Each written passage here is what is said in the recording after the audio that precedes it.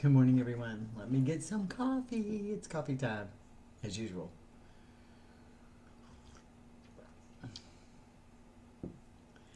Hi, everyone. Good morning. I am Stacy. This is Walking in My Shoes, and we are loving my veteran. It's time for a little coffee this morning as we get started. Part three of our Afghanistan series. It's been a rough week for a lot of people, so I just want to have some coffee, let people pop on, and let's get our morning started here. Make sure I got my ringer to my phone off. I don't have my glasses on today. I'm wearing contacts. God love us, because we're going to take a little adventure today. One of those things we're going to do for us to help us through this time, spending some time together, kind of away from everybody for a little bit. So let me just bring everybody up to speed. Let's Talk will be on tonight. It will be open to anybody. I've posted the link. It is the same link we've been using, but the link is on the Facebook page. I'll share it again to the groups. Y'all can share it with other people if you'd like. But that is where we all come together. We bring veterans and spouses and family members and loved ones. We all get to come together and talk and see things from both perspectives, which makes it so much easier when you're able to talk about it from both perspectives, because our veterans kind of give us insight when we're talking about this into how they feel and what they're going through, and we talk about, as the spouses and caregivers, we talk about some of the things that we're doing and how we feel, and so it kind of changes that perspective on both parts, and so it is very helpful. We have found that when we do Let's Talk, it is incredibly helpful that we get to do that as well. So we're doing that tonight, 7 p.m. Links on the page. It's Eastern time. It is a live event. We don't ever record it, so whatever stays there is completely confidential. It's just a place to come together and share. So let's talk about Afghanistan a little more. We've kind of had a week for this to kind of settle in. Good morning, Pam. Pamela. We have had a week for us to settle in. And a week for some of the newness to wear off. And it hasn't gotten better for a lot of people. I know that I've talked to a lot of spouses, myself included, that we are feeling this anxiety on ourselves. It has nothing to do with the veteran. It has nothing to do necessarily with the PTSD. We just have this uneasy feeling in ourselves. And we can do that. And from time to time, we will feel that way. And you know what? That is okay. We are allowed to feel that way. So what do? I think also often as spouses and caregivers and loved ones, I don't use the word caregiver well, as spouses and loved ones of veterans, we tend to not say things to them about how we feel because we don't want to trigger them. And so we don't share that. We have this tendency not to share how we feel because we don't want to trigger them. And what that creates, we sit here and one of our biggest complaints, or one of our complaints a lot of times, is they have no empathy. They have no empathy. They don't know how I'm feeling. They don't understand that I'm crying. They don't understand what to do. But how often do we share our emotion? How often do we share how we feel with them? I think we need to be open at this point in time. You don't have to get all freaky. I mean, they need to know how you feel. I'm uneasy about the situation. I'm scared about the situation. Not I'm afraid for you. Not that I don't want to trigger you. I mean, and you can say those things, but how do you feel? How do you feel? Share that with them. How are they supposed to know how you feel if you don't share that with them? We don't read minds. That is not a talent any of us have. We are not the mind readers. So you want empathy and you want understanding and you want support. We don't do that. So we need to really share that. Carl and I have shared a lot of that. We don't consume our days with it because they process things differently. And so the one thing that I have learned from our relationship, and I can't tell you what because everybody's different, is I will tell him how I feel, not dwell on it, or maybe part of how I feel. Like, this is one thing that is really bothering me. And I give him time to process that. We don't just go on and on and on about it. I give him time to process that. And so he does. And then we'll come back and we'll talk about something else. And he'll open up to me and say, and I feel this way. And so now we've got lines of communication. I'm not dumping my emotions on him. I'm not dumping my feelings when it comes to this on him. I'm telling him how I feel, because honesty is something they need. Remember, trust is a big deal. Trust is a big deal. We talk about the relationship they have with their battle buddies, that we'll never replace that. Exactly, we won't. And you know, the truth is that right now in this situation, not very few of our veterans are going to go back and be recalled, even though they want to. They probably got go bags packed and they've thought about it in their head 1,000 times. But in the war that's ensuing, whether it's in society or in their mind or just the world, but the battle that is ensuing now, we are becoming their battle buddies. We need that connection. And to have that connection, we have to have pure honesty. We have to be able to say, this is how I feel. And I'm going to tell you, when you start to be able to do that, and when you do that, you are going to feel better. We can't keep everything in. We can't keep everything inside of us. We can't do this, because if you do, we become anxious, we become saddened, we become nervous, depressed.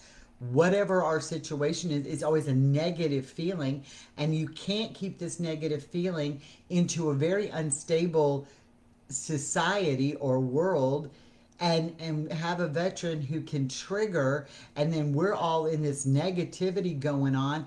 And how is anything supposed to be calming? Because we can't do that. We can't hide those feelings. We have to express those feelings. If your veteran doesn't take well to you expressing those feelings, reach out to somebody else.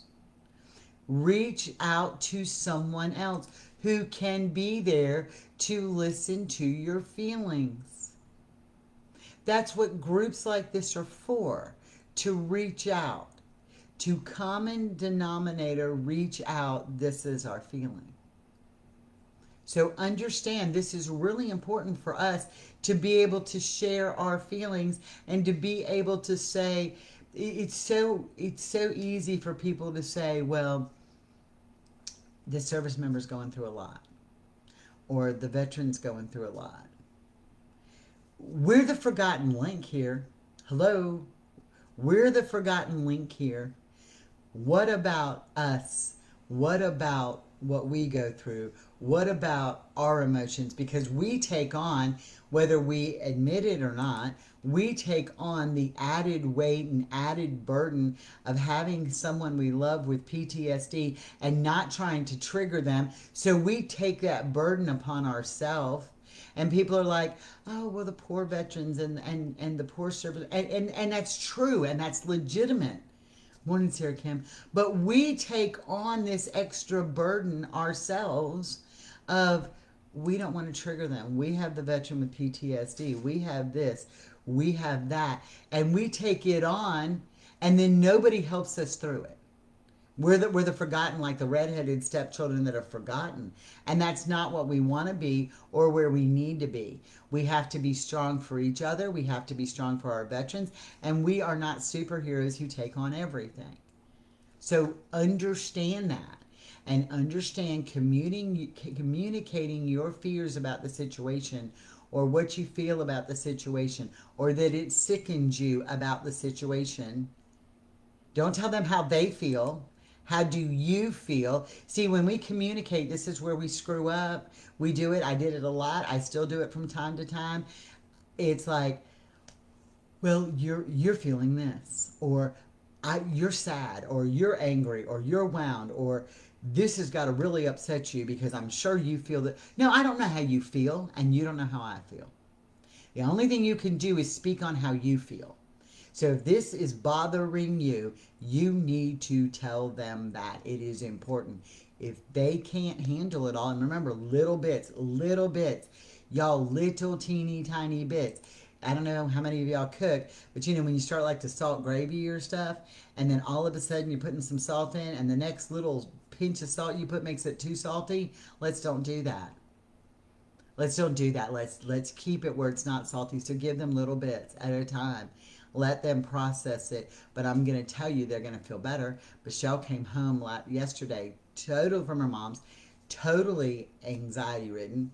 Just everything had just hit her. She said, I can't even explain what happened. I was just crying and this was going on and I didn't know. And I walked in the house and all I could think about was I had to be really calm for my veteran.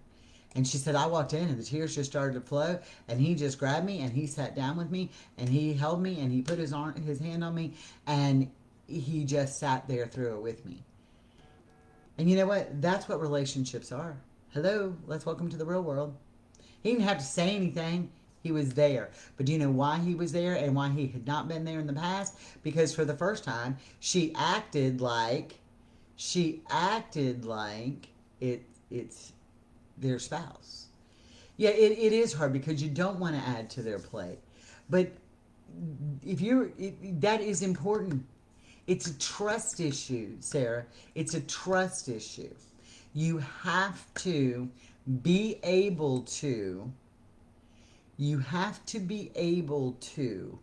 share, because if you don't share, you are taken away from them. You're not adding to their plate. You know, sometimes, and we forget this, and this is a big deal for us, sometimes we forget this. When we don't put stuff on their plate for them, when we don't want to add to their plate, when we keep all this from them, what does that allow them to do? That allows them to sit in their own mind, okay? That allows them to sit in their own mind and be focused on their problems, their buddies, their loss, their anxieties of the world, their this. They're focusing on this really negative stuff. But veterans, as a general rule, are protectors. So if you share, now guess what you've done? You've taken this focus that they're wallowing in, and you're like, oh, well, she's uptight today. What can I do? What am I now? His focus isn't on the negative so much. It kind of flips to you. But we don't do that because we're afraid to do that, because we're afraid to tell them how we really feel, because we're afraid it's too much on their plate. And what do? We grow distant, and then we don't understand why the distance is there. And especially at this time, we don't need to be distanced. We need to be a functioning person. A collective group. What I need you to think of in your mindset is we need to become their battle buddy. We need to become the one who shares with them, the one who listens to them, even if they do the lamb chop on and on thing, the one who listens to them, the one who, even if what they're talking about and going on and on about seems really irrelevant to us, but we've never been in their shoes, okay? I don't know about y'all, I love the beach, but I don't want the sand in my crack nowhere, and these people have been in the desert, and they've had sand in their cracks and stuff, and we've never experienced that. We don't know what that's like. So we have to understand that when we have these communications, but we have to learn to have their back. And I'm telling you, when you talk about doing things for you, that is a huge step. If you can't talk to them when you try, and I mean little pieces, girls, ladies and gentlemen, little pieces. Only give them little pieces. They can't handle any more than that. They have to process it. Mission driven, 1 or 2 items. That's how they work. How their brains are programmed. 1 or 2 items, little pieces. Give it to them that way. Let them process it. It'll work. I promise you it will work. When we do that, we start feeling better. When we do that, we start feeling like we have a partner. If we can't get it from them, we have to reach out to each other. Good morning, Meredith. So that's one thing you can truly do for you. The other thing is, and Stephanie talked about this last night, what is your mindfulness that you are doing for you to relieve or alleviate your stress? A mindfulness task that allows you to alleviate or reduce your stress. Because when we keep it bottled up inside of us, it becomes worse. So, what do you do that is mindful during this time? It's not all about the veteran. No, it's about the whole way we work together as a unit. So, we need to stop this mindset of, well, I know this is really disturbing to him. Morning, sister. I know this is really disturbing to him, but um, it's really bothering me too. But he's the veteran and he's the poor guy and he's the one who can't. And I don't want to do this and I don't want to do that. Well, you know what? Then you can't figure out why you're in the situation you're in. That's why you're in it. We are a unit now. We are a unit now. So we have to do mindfulness to ourselves. So what do you do that is mindful to take your mind off of things and to reduce your stress? That does not mean, as Stephanie said yes last night, a glass of wine and just doing nothingness. I mean, it's good, but what do you do that is mindful to reduce your stress? Do you go for a walk? Do you read a book? Do you exercise? Do you journal? Do you meditate? Do you pray? Whatever it is, yoga, whatever it is, you need to do something mindful, crafting, mindfulness for yourself every day. 5 minutes, 10 minutes, if you can do more, that's great. Every day, you need to do mindfulness for yourself every day. Mindfulness for yourself every day. That you literally are saying, I'm doing this for me.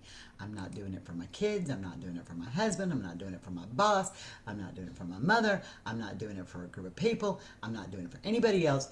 This is what I am doing for me, period. And this is what I do. This is how Loving My Veteran got started, y'all. I started journaling. That's how it became my mindfulness. And then I read it to somebody and they're like, oh my God, you need to share that. And I did. And from there, this is how this got started. But that was my mindfulness escape, was I took all of my negative feelings and I put it out on paper and I started to realize that they were just emotions. And that was my mindful escape. So you have to do something mindful for yourself. That is key in this. Another big thing that happens with the whole Afghanistan thing is I get so angry. I am so angry over BS. Okay? Yeah, I love that. Little school in the fall. It is nice. Put your headphones in, y'all. My headphones are my don't talk to me. That's my, like, I'm off. Headphones in, nobody talks to me. They know it. They're like, don't be messing with her. I get so angry because I was letting too much news get into my day. I am a firm believer that I need news. I think that as a society, we need news. We can't live in a bubble that doesn't exist. But we need news. But we need it to be from a reliable source, which I'm not sure there is such a thing anymore. But so I do usually check 2 or 3 sources. Because I do want to know what's going on, so I'm prepared for what may go on. I think that's important, but then I get out of it. I'm just so done with the rest of it. So I've had to learn what I can allow in and what I can allow out. It is important that you stay involved or on top of the events. I'm not saying submerge yourself in them and immerse yourself in them. I'm saying it is important to pay attention to the events. It does two things. One, it keeps your mind prepared. It keeps your mind, okay, this is what happened. This is kind of where things are. I don't want to hear the commentary. I don't want to hear the bullshit. I want to hear the facts. I really wish we could raise poor Walter Cronkite back from the dead and let him give me my 30 minutes and I'd be happy and move right on along.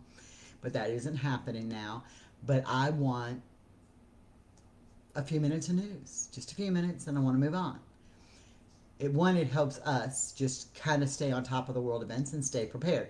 Two, it helps us so that when our veteran triggers over something he has seen, you know, ooh, this came out today, and even though my veteran's not watching the news, he's going to hear it from somebody, because let me tell y'all, this little critter right here, this little thing right here, them and their battle buddies are like, and how do you feel about, and then other military people, and all of a sudden they're all wound up, and you're going to see it, and it happens. Yeah, Michelle did this. And we actually talked about you before you got on, Michelle. That she made a mistake of not telling her veteran yesterday that she was anxious and stressed out. And that was so amazing. So, you know, you have to find that. I do stay on top of the news just because of that that little piece of advice. So it is important that we learn to do that for us. It is important that we do that for us. Talking about what bothers us, critical incident stress debriefing. I am certified in critical incident stress debriefing. I did it as a paramedic. Those are things we talk about. When you bottle things up inside, it becomes way worse. I think the other thing that we all have to think about that is really important, and I'm just going to say this to everybody, feelings are normal. Okay, we had the opportunity to watch an incredible movie called Medicating Normal because we think that we should just be able to wake up, take a little happy pill, and be good for the rest of the day, and be good for normal, and that happy is normal, and that is what normal is, and that is what we're sold in every box of goods we have, in every advertising, in everything we're ever given to them. In everything we're doing, in everything that goes on in this world, we are fed happy, happy, happy. You should be happy. You should be happy. You shouldn't cry. You should feel happy. That is the normal. That is normal in society. That's not normal. We have a range of emotions for a reason. Okay, so you need to understand that those range of emotions are normal. Happy isn't always normal. Range of emotions are normal. But it's how long you stay in the negative. You can't stay sucked down. But so, you know, if you want to go sit there and cry, and you want to cry, it's good. Okay? Why? It's okay. And Michelle went into panic mode and anxiety mode because she was panicking because she was trying to protect him from the events. You can't protect him from the events. You can go through them with them. There's a big difference. You can't protect them from the events. You can go through them with them. Okay? So we have to understand that a full range of emotions are normal. So don't sit here and say, because, oh my God, well, I wasn't the veteran. I'm not the one who experienced this. Why am I anxious? Why am I this? Well, let's be realistic here. Why are you anxious? Let's see. You live with a veteran with PTSD. So you're always worried about them, whether we say it or not. We learn that, okay? We learn that because we understand that we live with that. So that's one of the reasons why we're anxious. We're really pissed off because I don't know about the rest of you, but I feel like that my veteran's time in service created the PTSD or was a factor in creating the PTSD, and you've already kind of abandoned him when he came back. So now I'm really pissed off that we're in a situation we're in now, like they feel like they didn't get validated. So I'm even more pissed off about that whole situation. I'm really anxious because I don't know about the rest of you, but last I remember, the Taliban was a terrorist group and jihad and all that lovely little stuff. And those people Al Qaeda were all part of that, and they like flew airplanes into buildings on our country and our soil, and that kind of bothered me. So now I'm thinking about that, and that kind of pisses me off. I'm tired of the finger pointing. That really pisses me off. I don't care how we got to where we are. We're where we are. Let's just freaking fix it and move on. Don't blame somebody else. Let's just fix it and move on. I'm over that. And then nobody gives us support, so I'm really pissed. Yes, I am pissed off and I am stressed. Absolutely. And I don't mind telling anybody. But I can't get absorbed in that either anymore. I have to get past that. I have to say, hey, you know what? I need a break. I need 10 minutes for me. It's okay to say, I've got to have some time. And it was interesting last night because I went out to the motorhome and cleaned the motorhome. We haven't taken it on its maiden voyage yet, but I went out and was working on the motorhome, like putting everything away because, women nest and we kind of do our thing. And Carl was in here watching a Marvel movie because when he gets stressed and overworked and he just needs some clear time in his head, we're either watching karate movies of some sense that are either subtitled or have a little speaking over thing, voiced over. And so they're like speaking Chinese, and then you got the American and the English, and then nothing coming out together. Okay. So he does that. Or he watches Transformers, and I can't watch one more Transformer. I'm just saying. So we were in two separate places. Okay. And so you get to, we needed that time apart. And we were in the same place. He could see me, I could see him. We were in the same place, but we needed that time apart. And so last night he looked at me and he said, hey, when you get done with walking in my shoes this morning, can we just go for a ride? Can we just go for a ride? And I said, yeah. He said, let's take the dogs, let's take the motorhome, and let's just go for a ride. So he now wants to spend time with me. And so I'm not being rude to anybody, but we're not opening a chat room after this because he wants to spend time with me. And loving my veteran means I love my veteran too. Okay? I mean, it's those things. And yes, we can, just like Nikia said, she feels like her leadership sold us out. And we do sometimes, but we can't obsess over it because if we consume it and we get consumed by it, we can't deal with the other things that need to be dealt with in life. And he just says to me, he says, hey, look, we need to take it for a ride. We're going to take it to squeeze Michelle's bones in a week. I mean, she makes me really excited. For those of you who don't know, Michelle is my truly bestest friend ever. We met through Loving My Veteran. We've never seen each other face to face. Well, we see each other on Zoom all the time, but we've never been in each other's presence. And in 9 days, I get to squeeze her bones. I am so excited. God love the rest of the world because Michelle and I are just going to be crying and hugging each other and drinking coffee, and I don't know what the rest of the world's going to do, and the whole world could stop at that moment, I think, for the two of us at that point. But it is important that we understand that we love our veterans. And it is important to say to people, and this is going to be really important in things we do for us, to say, you know what, I'm sorry, I need to turn my ringer off right now. I need to sit by him. Not say anything. I need to sit by him.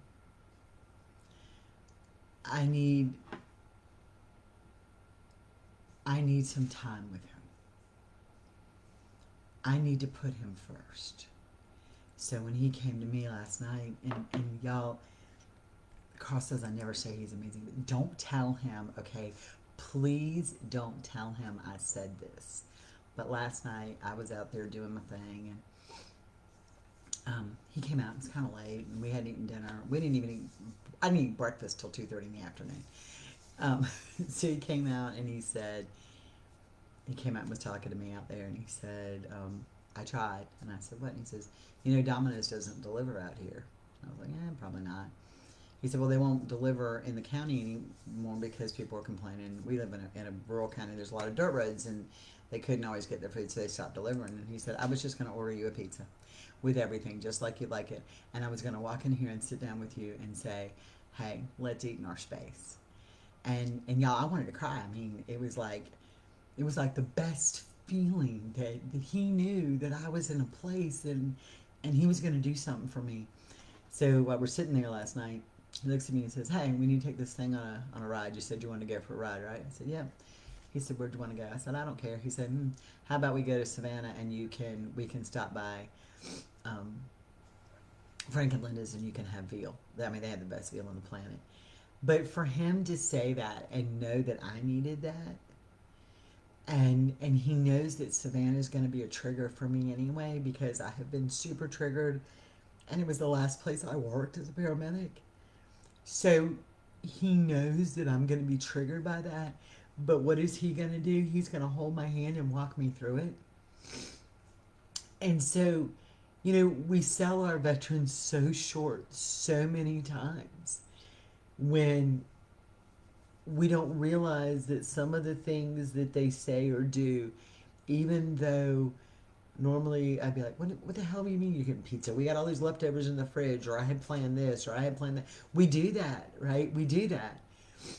And we do these things, and we kind of bite their head off, or we're like, I could have said to him, "Look, I have a Zoom, I have a chat that I got to do after Let's Talk, and we can't go till after that." And I didn't. I said, "You know what? We're doing Let's Talk tonight. We're not going to open the chat room. We're going to go spend time together." And he said, "Perfect." And so now there was this validation, and I made time for him. And we don't understand how that goes, because how often do we make time for them, but we want them to make time for us? So that is part of what I'm telling you about communicating with them. Learning that you need to sometimes just be in their presence through this. We are all struggling. We are all struggling. And anybody who says you're not struggling is wrong. Anybody who says you're not struggling, they're living in another world. We're all struggling. So spending time together, sometimes just in their presence, you don't have to say anything. You don't have to do anything. Sometimes you just need to sit still and be. And you're going to find that that's going to give you the strength to go to the next day.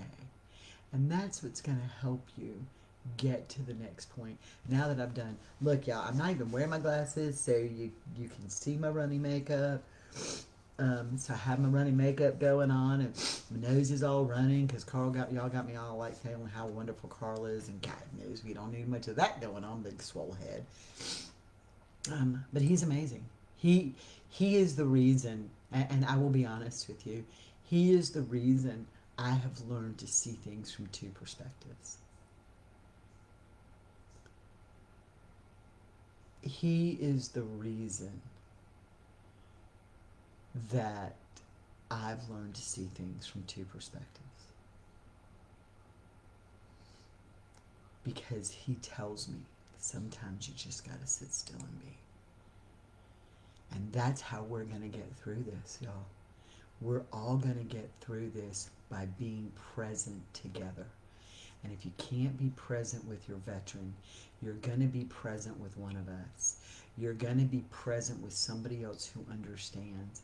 And that's how we're getting through this. We're going to be present together. Because nobody knows what we go through. Nobody understands the dynamics.